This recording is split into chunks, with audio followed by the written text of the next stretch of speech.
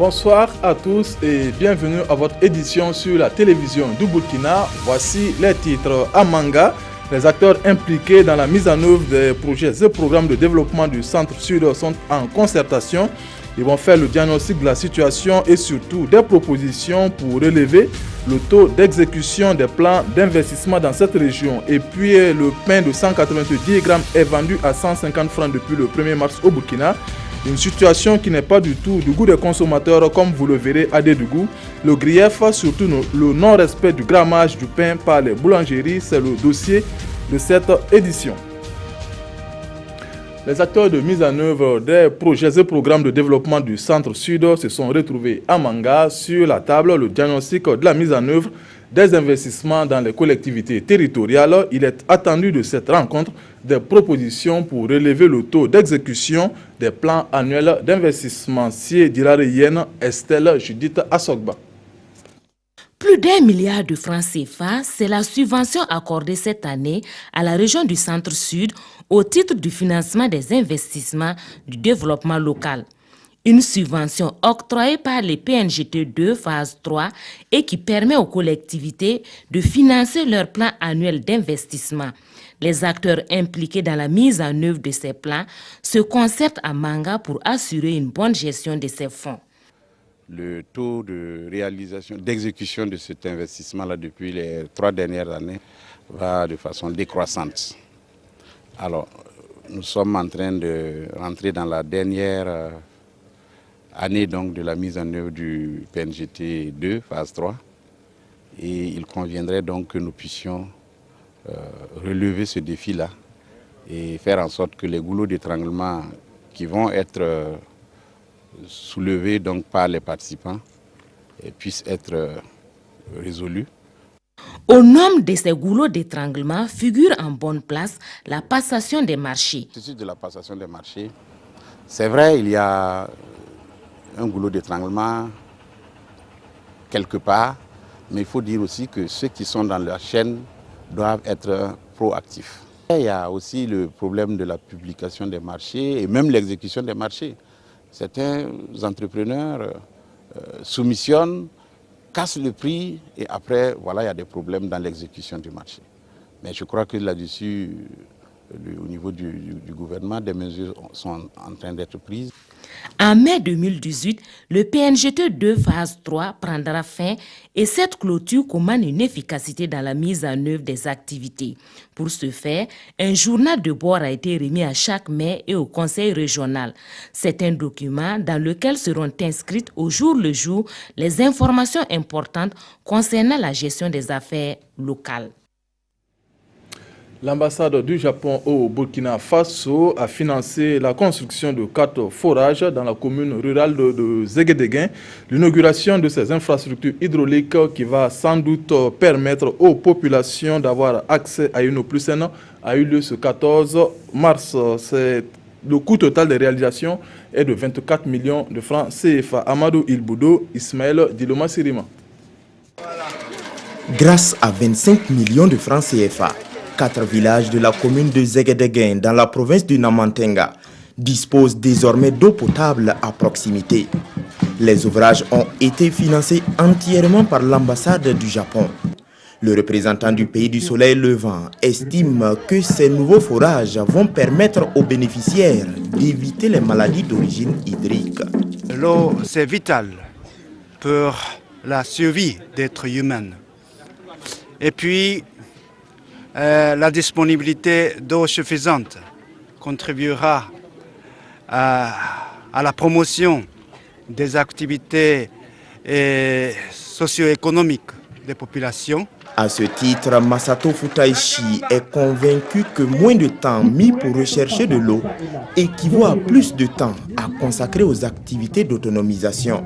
Nous notons que ces ouvrages hydrauliques seront bien et bien entretenus car nous avons mis en place des comités de points de gestion d'eau qui veillera au bon fonctionnement de ces ouvrages hydrauliques. Ces 4 nouveaux forages portent à 1106 le nombre d'infrastructures hydrauliques financées par le Japon au Burkina depuis 1982.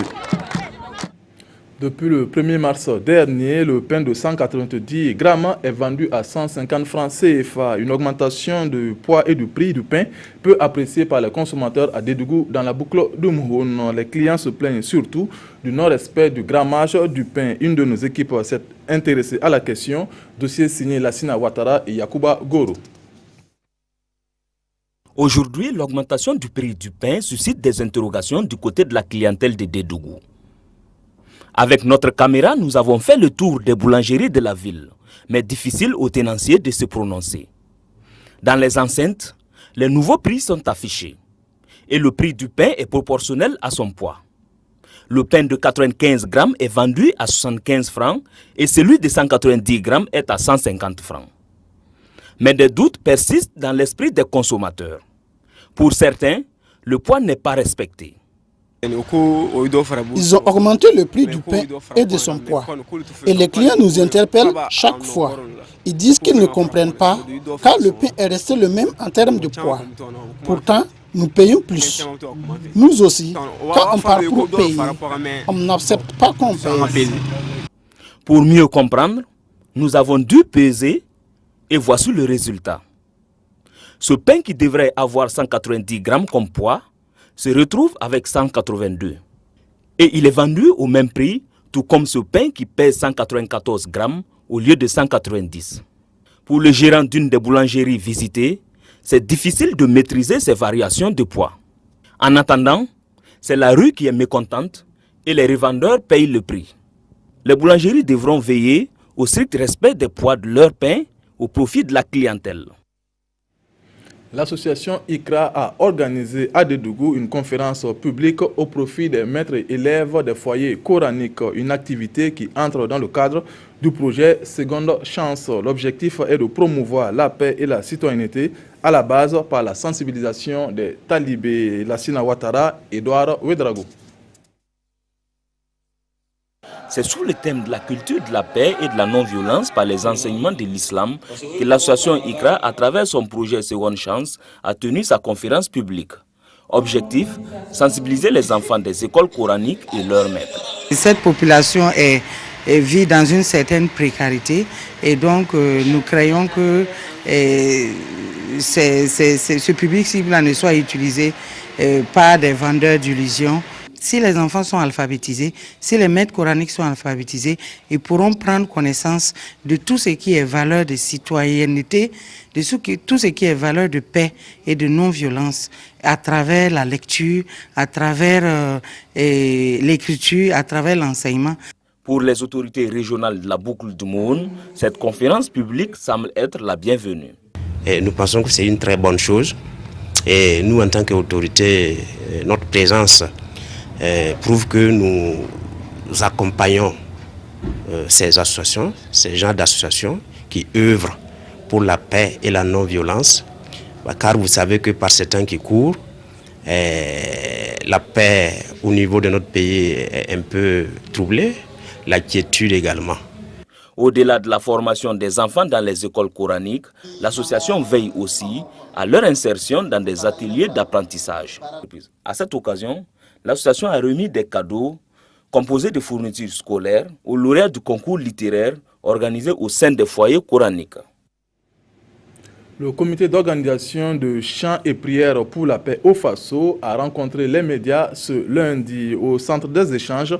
Le programme d'activité de la 4e édition de cet événement prévu pour le 18 mars prochain au Sénaza à Ouagadougou. Une soirée qui va regrouper leaders religieux et artistes autour du thème de la paix. Moussa Ouedraogo, Mariam Dao, Estelle Judith Assogba.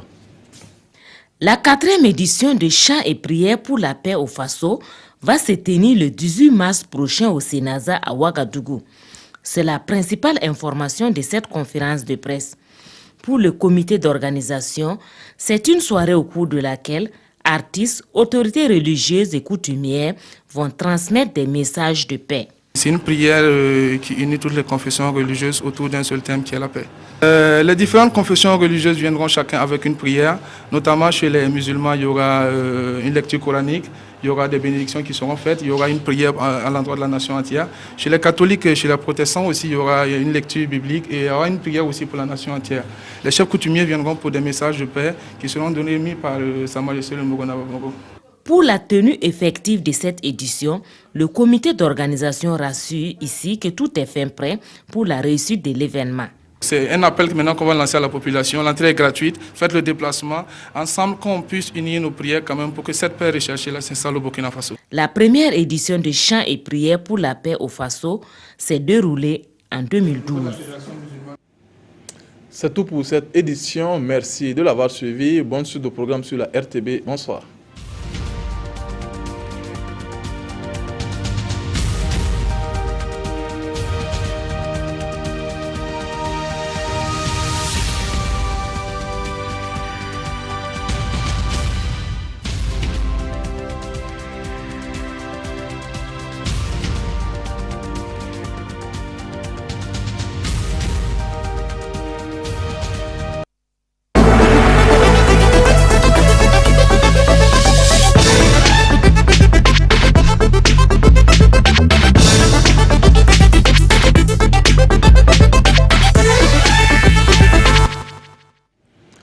Bonsoir à tous et bienvenue au compte-rendu du Conseil des ministres. Le Conseil des ministres est tenu à Ouagadougou le mercredi 15 mars 2017 en séance ordinaire de 9h30 à 12h sous la présidence de son Excellence M. Roch Marc Christian Kaboré, président du FASO, président du Conseil des ministres. Il a délibéré sur les dossiers inscrits à son ordre du jour, entendu une communication orale, procédé à des nominations et autorisé des missions à l'étranger.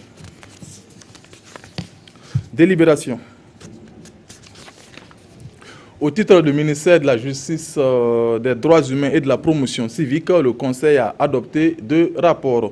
Le premier est relatif au plan d'action pour la mise en œuvre du pacte national pour le renouveau de la justice. Ce pacte vise la mise en place d'une justice crédible, accessible et performante, fondée sur les principes d'indépendance, d'intégrité et de respect des droits humains. L'adoption de ce rapport permet de doter le ministère de la Justice, des Droits humains et de la Promotion civique d'une feuille de route pour la réalisation des activités en application de l'article 114 du dit pacte.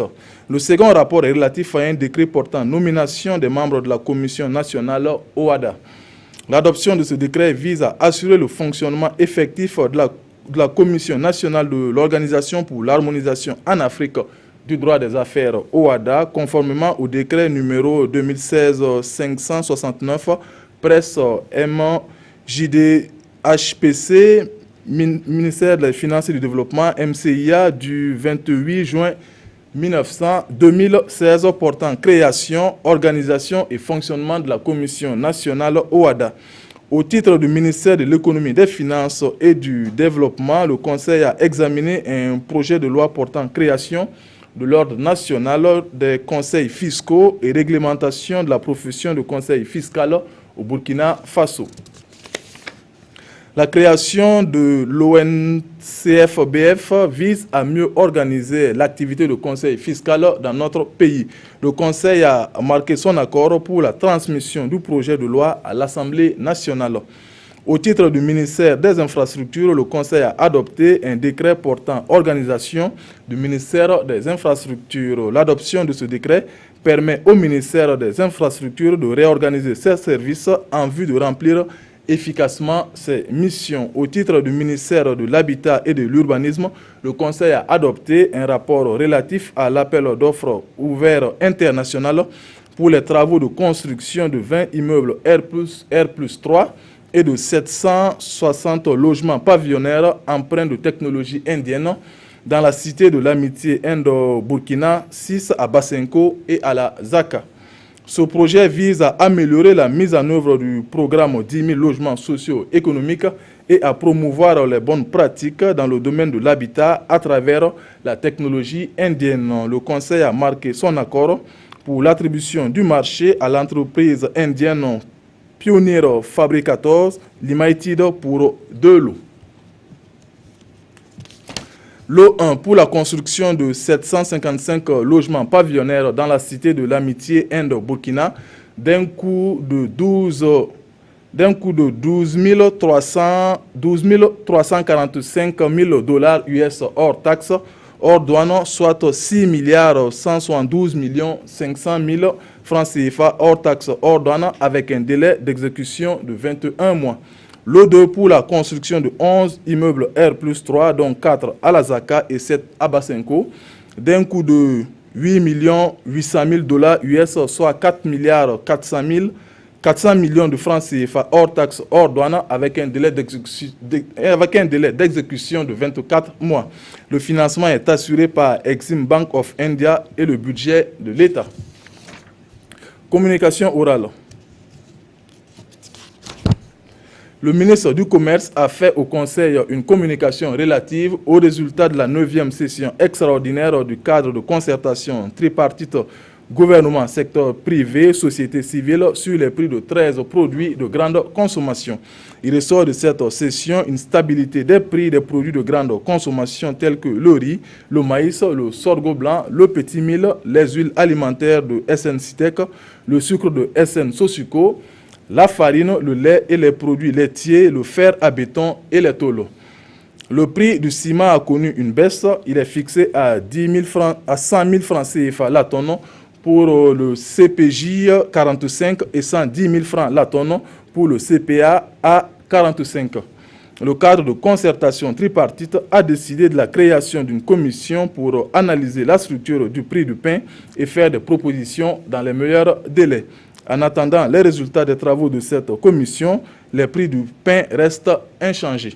La campagne de contrôle des prix des produits de grande consommation sera intensifiée sur toute l'étendue du territoire national et les contrevenants seront sanctionnés conformément à la loi.